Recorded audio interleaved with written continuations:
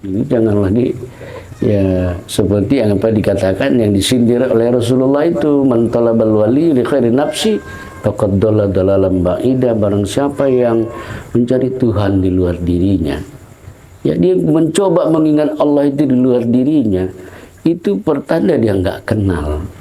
Kenapa? Karena nyata mazhar Allah pada diri kita. Tapi ingat, bukan diri kita, Allah. Begitu dia.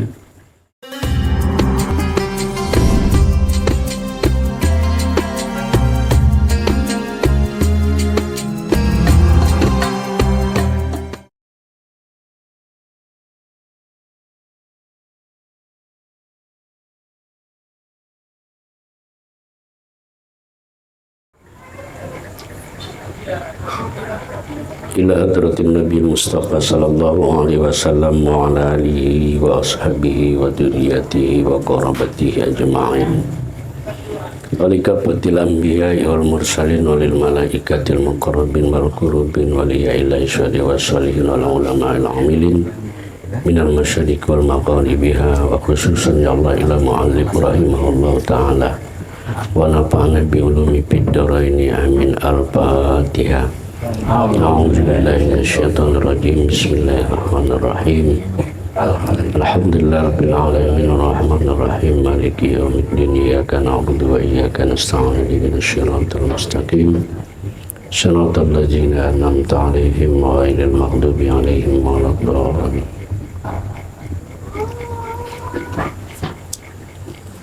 Bismillahirrahmanirrahim. Assalamualaikum warahmatullahi wabarakatuh. Waalaikumsalam warahmatullahi ta'ala wabarakatuh. Alhamdulillahi rabbana alimna majahilna wa zakirna manasina wa manfa'na ma'alamtana innaka antal alimul hakim. Asyhadu an la ilaha illallah wahdahu la syarika lah wa asyhadu anna Muhammadan abduhu wa rasuluh.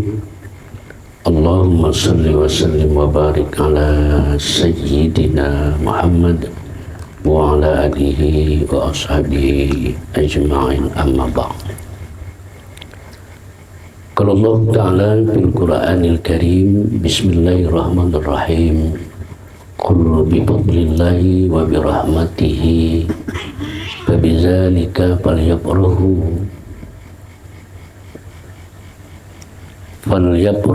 wa khairum mimma yajma'un.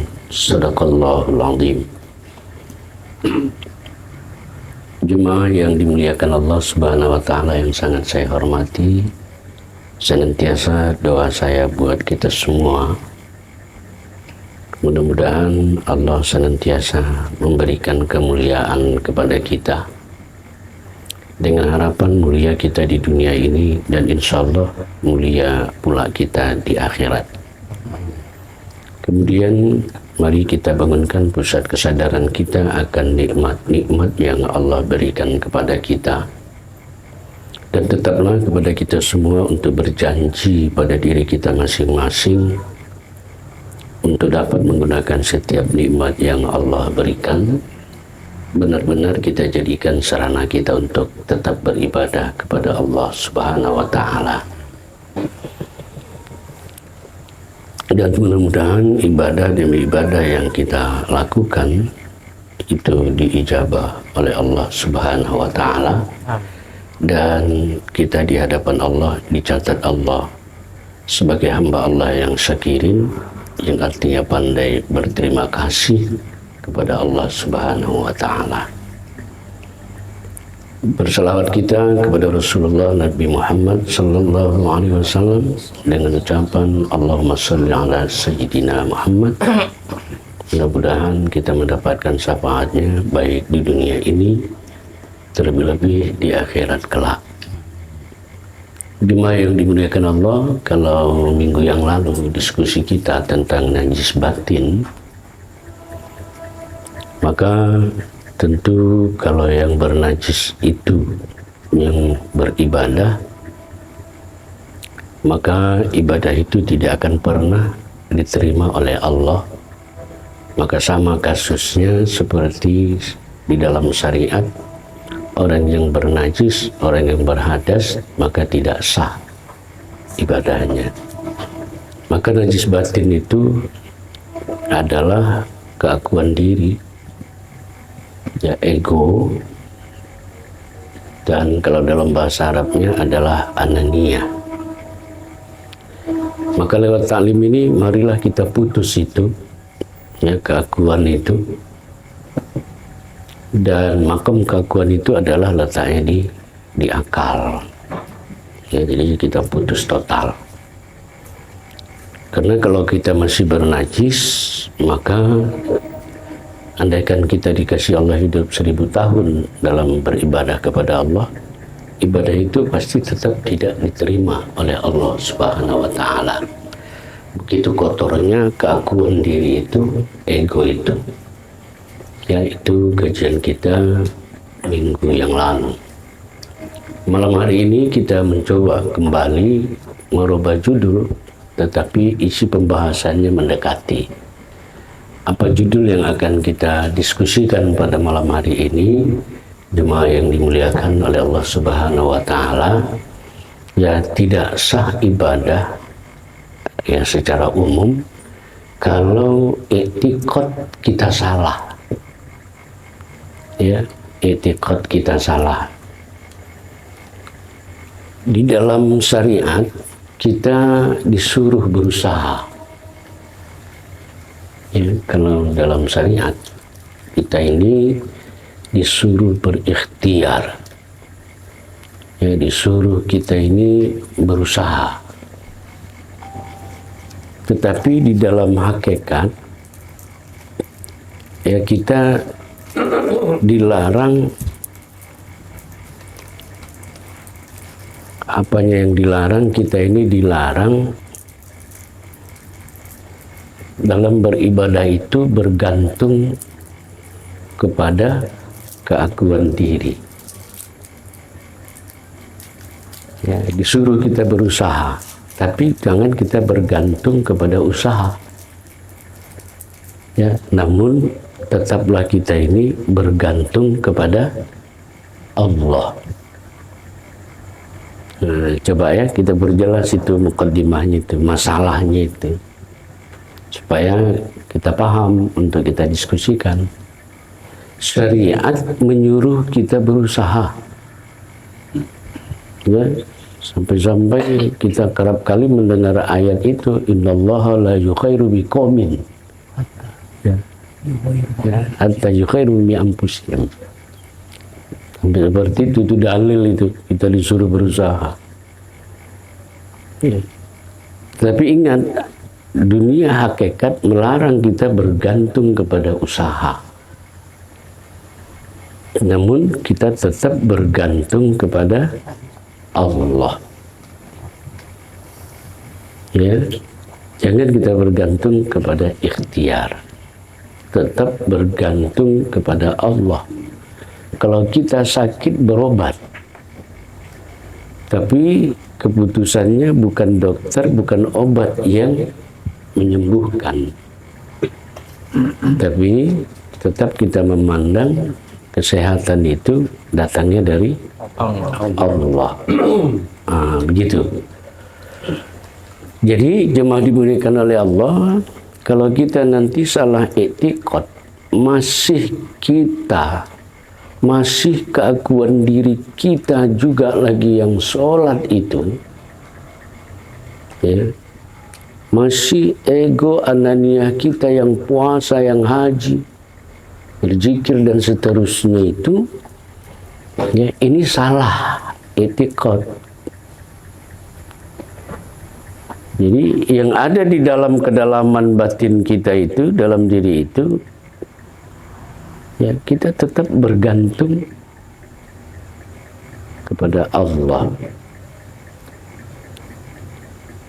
Nah, jadi pandanglah diri batin kita, diri rahasia kita, diri sebenar-benar diri kita itulah sumber kita beribadah kepada Allah. Ya, inilah yang dikatakan ya dalam majelis itu, ini sulit untuk diungkapkan yang mana diri rahasia itu, mana diri batin, mana diri sebenar-benar diri itu. Ya, setelah kita memahami kita tiada, ya, diri batin kita itu, diri rahasia kita, diri sebenar-benar diri kita itu, itulah yang ditajallikan Allah pada diri kita. Jadi kita sudah tahu kalau diri kita dalam konteks kehidupan kita syariat ini, ya pasti kita menganggap diri kita yang jasad ini. Mau kemana kau, kata orang, ya kan? Nama diri jasad kita ini punya nama, punya umur, ya punya umur, punya batas azal. Tapi kalau diri batin kita itu, diri sebenar-benar diri itu, dia nggak ada batasnya. Berpisah penuh dan jasad kita. Ya, kalau kita paham kaji, maka kita tidak pernah mati. Tetap kita ini hidup. Kenapa? Karena sifat hayat itu bukan sifat kita. Sifat hayat itu adalah kenyataan Allah pada diri kita. Nah, jadi diri batin itu, yang mana diri batin, sekali lagi saya katakan, itulah diri rahasia itu, itulah dia sifat yang ditajallikan Allah Ta'ala pada diri kita. Maka kesadaran ini mesti ya harus muncul ketika kita beribadah kepada Allah. Maka melihat itu sekali lagi saya katakan melalui paling terendah itu melalui qalb. Melalui hati itu, melihat yang melihat ini, yang berkalam ini, yang mendengar ini, yang berkudrat, yang beriradat ini kenyataan Kau ya Allah. Jadi dari situlah sumber ibadah yang kita. Kalau bukan yang bersumber dari itu atau keluar dari arena itu, najis. Nggak boleh. Salah itikad. Jadi kalau sudah salah itikad itu sama saja kita mengirim surat, ya nggak sampai-sampai suratnya itu. Salah alamat gitu. Nah seperti itu. Jadi dudukkanlah memandang diri batin itu. Ya. Dan diri batin itu ya, nyata pada diri zahir. Ya, kudrat itu tulang belulang kita, iradat itu dia hati, ilmu di kepala, ayat itu turun naiknya napas, mendengar itu si sama, si di kuping, di mata, di mulut. Ya. Dari situlah sumber kita beribadah kepada Allah. Maka lihatlah kenyataan itu. Dia yang beribadah itu. Jangan ada yang lain. Ya, inilah yang harus kita konsentrasikan. Inilah yang harus kita mujahadahkan. Inilah yang harus kita musyahadahkan. Bersungguh-sungguh kita saksikan betul itu. Nah, inilah yang dikatakan man arofa nafsahu faqad arofa rabbahu, itu barang siapa mengenal dirinya. Kita ini nggak ada, yang ada itu diri batin itu. Diri batin itu siapa? Nah, maka jawabannya adalah pada diri kita masing-masing. Nah, cuma itu tadi, kita tidak bisa kadang membedakan rasa rohaniah itu dengan rasa jasmaniah. Maka kalau rasa jasmaniah itu yang beribadah, ini masih di makam syariat. Tapi rasa rohaniah itu, batin itu, karena memang apalagi mendudukkan kaji itu melalui qalb, melalui hati. Hati itulah yang bisa membawa kita kepada zat wajibul wujud, membawa kita kepada Allah.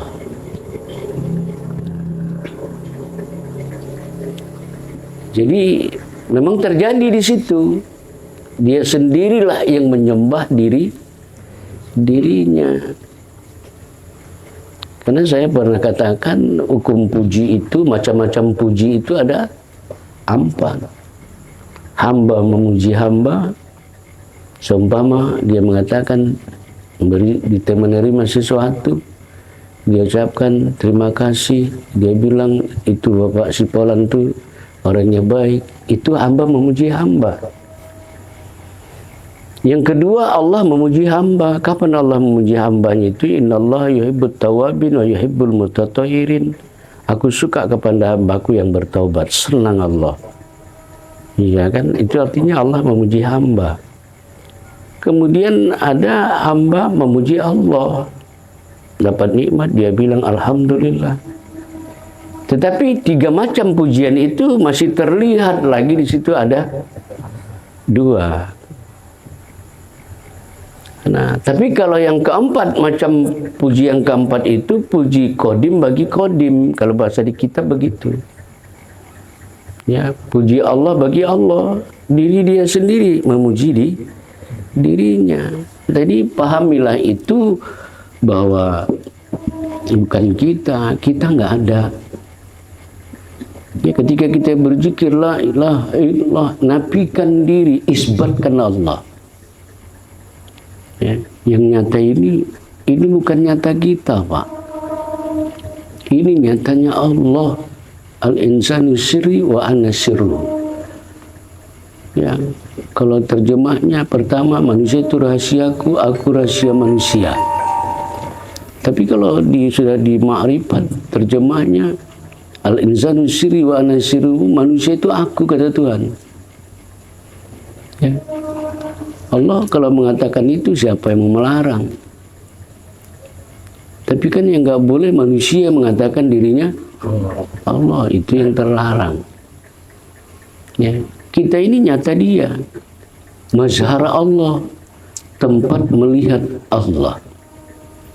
Maka pedomanilah jemaah yang dimuliakan oleh Allah, munculkanlah diri batin itu. Ya, munculkan diri batin itu. Beserta bukan sekedar ilmu, tapi bisa kita rasakan. Ya, rasakan gitu.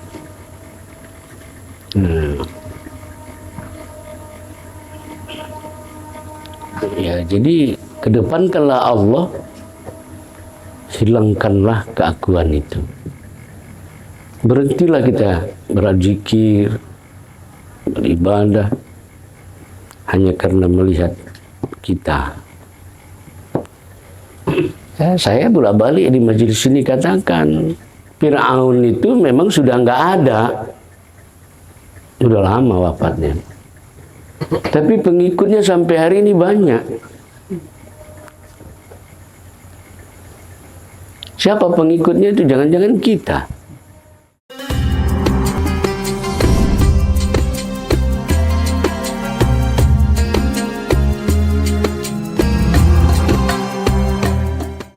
Firaun itu, lihatlah sifat egonya, dia raja, dia orang kaya, namun nggak puas. Sampai dia mengatakan dirinya Tuhan. Kita tidak bilang diri kita Tuhan. Tapi secara etikat bahwa keakuan diri kita itu sangat menonjol. Dan itu yang terjadi. Ya, lihat Salabah. Salabah udah nggak ada. Tapi pengikut Salabah itu masih banyak. Sekali lagi, mohon maaf, bisa-bisa pengikut itu kita. Ya, kenapa Salabah? Ketika disuruh Rasulullah sahabat meminta zakat dari binatang ternaknya itu, apa dia bilang? Apa yang kuperoleh ini itu dari ilmuku. Lihat ananiah dia itu. Nah, jadi begitulah jemaah dimuliakan oleh Allah. Jangan sekali-kali dalam beribadah itu berkudrat, berirodat. Ya, misalnya kita masih memandang yang bertakbir itu masih kita. Ya. Ingat, Allah itu wajib ada. Kita haram kalau kita ini ada. Itu dia. Allah itu wajib ada. Kita ini haram. Karena memang kita ini nggak pernah ada.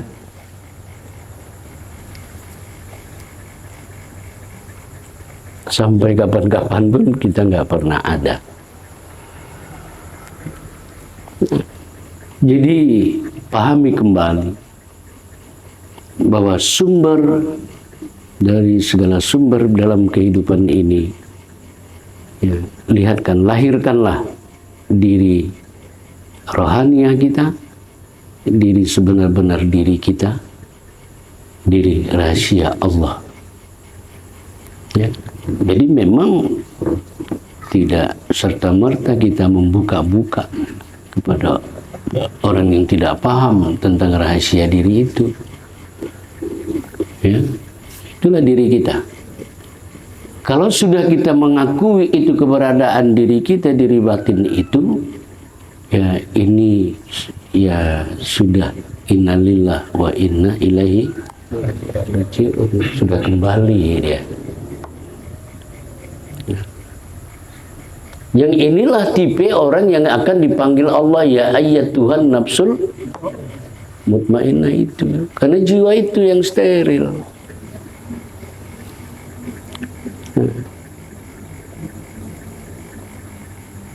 Hapuslah keakuan diri itu, karena itu hijab yang terbesar. Ya, jangan lagi kita beramal dengan itu. Wajib kita tinggalkan. Jemaah dimuliakan oleh Allah, rasa rohaniah itu ketika kita memandang itu dengan qalbiyah, di situ muncul rasa rohaniah itu. Dan pada saat itu kita berada pada tataran steril. Iya kan, saya tetap bilang, di mana mungkin doa kita makbul? Kenapa? Keinginan irodat yang berdoa itu bukan irodatullah, bukan irodat dari Allah, tapi irodat dari nafsu kita. Nah, ternyata kok kita yang merasa kita yang membutuhkan. Ya kan, saya katakan sampai meneteskan air mata, matanya merah, bengkak. Kadang-kadang mohon maaf, bukan hanya air mata saja, keluar ingusnya pun keluar. Iya kan? Tapi kalau iradat Allah itu, sifat itu yang mohon maaf menghadap kepada zat, ya insya Allah,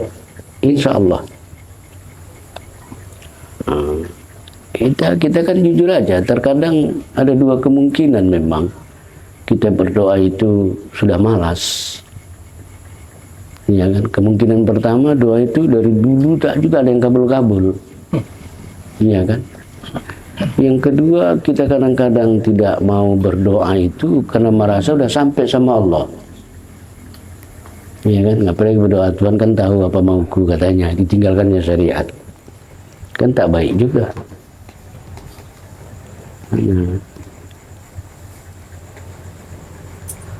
Diri kita tetaplah qadirun wala muridun wala alimun wala hayyun wala sami'un wala basyirun wala mutakallimun. Kita lemah, kita tidak punya kehendak, kita ini bodoh, kita mati. Cobalah diulang-ulang itu. Kita peka, kita buta, kita bisu. Itu sama dengan seperti apa yang dikatakan Rasulullah, man arafa nafsahu bil maut, man arafa nafsahu bil fana. Kita ini nggak ada, barang siapa betul-betul kau mengenal diri kau, kata Nabi, kau tuh nggak ada, hilang, fana, musnah. Nah, maka dijawab, man arafa rabbahu bil hayat, siapa yang mengenal Tuhannya, dialah yang hidup itu. Dia itulah yang baqa itu, yang ada ini. Nah, tapi itu tadi kita sulit mengambil keputusan ini karena memang kita masih terjebak oleh bentuk dan rupa. Masih kita mengaku keakuan kita gitu loh. Nah, jadi sekarang ini jadilah kita ini seperti wayang di depan dalang. Ya, yang sholat itu diri rahasia itu. Dia yang bertakbir itu diri rahasia itu. Jasad kita ini benda mati. Yang menggerak-gerakkannya itu sifat yang 7 itu. Sifat yang 7 itu berasal dari sifat ayat. Sifat ayat itu adalah ruh. Ruh itu adalah dari Allah. Ya. Nah, nama Allah yang Jahir itu. Nah, jadi dari sanalah kita mengalamatkan. Ya, jadi kita fokus ke situ. Ya. Bagaimana melihat itu dengan batin tadi? Ya, bukan dengan hayalan tapi dengan kenyataan. Ya, dan alamat ketuhanan itu, mohon maaf kalau saya mengambil kalimat itu, ya itu alamatnya sudah ada pada diri. Sudah tahu kita tempat mana yang dituju. Bertahanlah di situ. Jadi jangan lagi ya seperti yang apa dikatakan yang disindir oleh Rasulullah itu, man talabal wali li khairi nafsi faqad dalla dalalan ba'ida. Barang siapa yang mencari Tuhan di luar dirinya, ya dia mencoba mengingat Allah itu di luar dirinya, itu pertanda dia nggak kenal. Kenapa? Karena nyata mazhar Allah pada diri kita. Tapi ingat, bukan diri kita Allah. Begitu dia. Jadi jasad ini ya ini. Itu dia. Nah. Ya. Jadi kita hilangkanlah sifat-sifat ya anania itu, ya kita ganti dengan diri rahasia itu. Saya berharap kawan-kawan sudah mahir memahami diri batin, diri rahasia, ya diri sebenar-benar diri itu. Ya, maka belajarlah kita mempanakan diri jasad ini, diri keakuan dengan melihat diri batin itu. Ya, saya ulangi lagi, ada kesalahan di situ tadi kalimatnya. Mari kita belajar menghilangkan sifat anania, keakuan. Ya, sebentar lagi kita masuk di hari raya kurban, berkurban. Berkurban itu kita lakukan setahun sekali. Ya, kurban itu dijadikan kendaraan nanti di akhirat. Kurban itu 1 ekor lembu untuk 7 orang.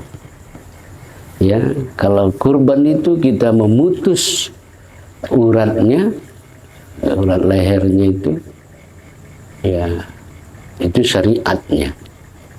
Ya, ke diri kita mana? Apa yang mau kita sembelih? Leher kita juga tidak. Sembelihlah keakuan diri itu. Disembelih diri keakuan itu.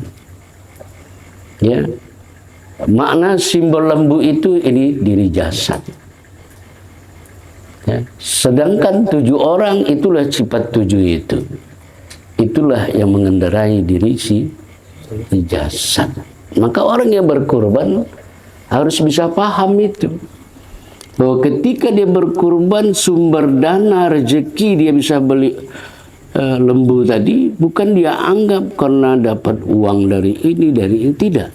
Dia tetap memandang sumber dananya itu adalah dari Allah. Tidak lari dia. Ya, seperti itu. Jadi kalau begitu, berkurban menurut hakikat bukan setahun sekali kan? Tapi kita setiap waktu kita memutus menyembelih keakuan diri itu, ego itu. Ya kan? Ya, nah. Jadi kalau nanti kita fokus kepada 1 lembu 7 orang, maka kadang-kadang ada yang memberikan keterangan. Kalau 1 ekor lembu untuk 7 orang kendaraan nanti di akhirat, maka pertanyaan muncul. Kalau 4 orang nanti dari 7 itu ke surga, 3 lagi ke neraka. Jadi lembunya itu di mana itu gitu? Iya kan?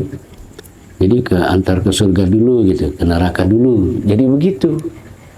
Iya kan? Jadi hakikat kurban itu adalah menyembelih keakuan diri.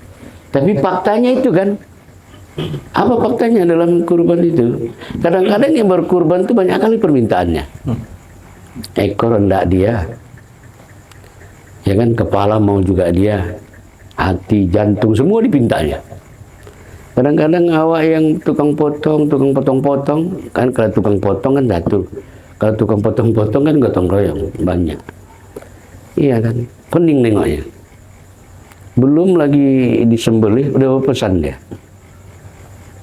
Nah, itu tadi kan ananiahnya. Pernah nggak kawan-kawan berkurban? Udahlah, tapi nggak pernah diucapkannya kalau diantara nanti alhamdulillah. Tidak. Memang boleh orang berkurban itu memakan dagingnya, tapi jangan tonjolkan keakuan itu. Maka kawan-kawan sekalian jemaah dimuliakan oleh Allah, ya sifat keakuan itu sangat-sangat dekat dengan kehidupan kita. Ya. Sangat-sangat dekat. Ketika kita mengaji begini kita paham. Oh, nggak boleh rupanya.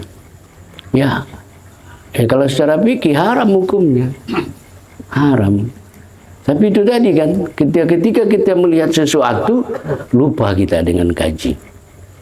Maka itu diingatkan kita, man nazara ila syai', barang siapa melihat sesuatu, ya, dikatakan itu lam tara, dia tidak melihat Allah pada ketika penglihatan dia itu, maka penglihatan dia itu batil. Ya, sia-sialah, nggak ada gunanya lagi. Ya, jadi jangan lagi kita bilang, Pak, salah beralamat, beribadah itu kita, gitu loh. Untuk diri kita ya. Tapi kalau orang masih menganggap dia duduk di syariat, ya kita lah, katanya enggak apa-apa, enggak usah dilawan. Iya kan? Itu sangat asasi sekali. Iya kan? Nah, jadi jangan lagi bapak-bapak cuma dimuliakan oleh Allah, selamanya ini kita lah merasa yang berusaha itu kan. Kita merasa yang bekerja itu. Ya, mati-matian kita tahankan. Ya, seperti itu. Nah, tapi contohlah apa yang dikatakan Allah Subhanahu wa taala, ya aku memperoleh sesuatu itu adalah birahmati, karena rahmat Allah. Ya, itu yang dicontohkan bangsa ini ketika Undang-Undang Dasar 1945 dibacakan, ya bahwa di sana berkat rahmat Allah. Ya, bukan karena yang lain-lain. Tapi ketika kita melihat berkat rahmat Allah itu bukan nampak diri kita, nampak Allah. Masih dua juga. Jadi simpulnya cuma dimuliakan oleh Allah ketika ibadah itu bukan dari diri batin, ya, yang dipraktekkan diri jasad. Diri jasad ini hanya mempraktekkan aja. Maka hati-hati memutuskan ibadah itu. I'tiqad itu pekerjaan hati. Diputuskan dengan tahqiq, dengan tepat bahwa kita ketika kita beribadah itu sadar kita diri jasad ini mempraktekkan, melakukan apa yang dilakukan diri batin. Maka yang dilihat bukan diri jasad tapi diri batin itu. Ya, mudah-mudahan ibadah kita ke depan tidak salah i'tiqad lagi, karena kalau salah i'tiqad ya syirik, ya, dosa besar, dosa yang sulit diampunkan oleh Allah. Ya, mudah-mudahan kita bisa memahami itu, walaupun secara singkat. Ya, pembahasan ini kesimpulannya, ya, i'tiqad yang salah maka ibadah tidak diterima Allah. I'tiqad yang salah berisiko kita menerima dosa syirik. Ya, untuk menghindari i'tiqad yang salah itu, disinilah kita penting mengenal Allah, mengenal diri, mengenal Allah. Maka terlihatlah akan kita diri yang batin itu, diri rahasia itu, diri sebenar-benar diri itulah yang beribadah kepada Allah. Maka zahirkan diri yang batin, nafikan diri yang zahir atau keakuan diri itu. Lebih kurang mohon maaf. Bila taufiq wal hidayah. Wassalamualaikum warahmatullahi wabarakatuh. Nauzubillahi samii'il 'aliim minasyaitonir rajiim. Bismillahirrahmanirrahim. Alhamdulillah bil alamin hamdan syakirin hamdan na'imin hamdan yukafi majidah. Ya Rabbana lakal hamdu kama yanbaghi bi jalalikal karim wa 'azimi sultanik. Allahumma anzil lana ilma wa hikmah wa nur wa hidayah wa barakatah wa salamah. Ya mujibas sa'ilin, ya munjilal munjilin, ya akramul akramin bi rahmatika ya arhamar rahimin. Rabbana atina fid dunya hasanah wa fil akhirati hasanah wa qina adzabannar. Wa sallallahu alaihi walhamdulillahi rabbil alamin. Taqabbalallahu minkum. Ya, kita minum dulu baru nanti kita buka diskusi dengan judul salah i'tiqad, ibadah ditolak oleh Allah.